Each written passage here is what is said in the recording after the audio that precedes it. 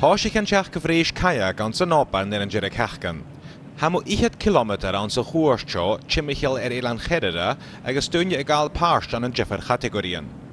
An bliana ha cead sa sianeach gáil páist an a réis kayak na mara. Get a bha barach gáil na nudí, goidse gon do chur an droch hamiseir an nudí bachca gur fioin as an tílig an bliana a chad a tín bh fiag na riach gönigte gus páiste gáil as a réis a haseo. Be Mark Russell as loia a réine chuairt. Stéiche recordúr le uair agus 30 sa sia minútin. It was a hard slog, but it was lovely clean water. Absolute pleasure to paddle the course, it's beautiful. But I worked myself hard all the way. I wanted to try and beat my course record. Haar a tógáil airgid leis an tachartas seo cuideach.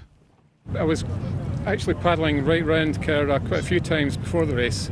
So in 2009 I decided to actually create an event through the race, and all the proceeds from the event go to the open lifeboat, and that was the main impetus to actually create some sort of interest in the area, to actually make it continue and just gain money for the lifeboat, and also bring open to the fore with regards to kayaking.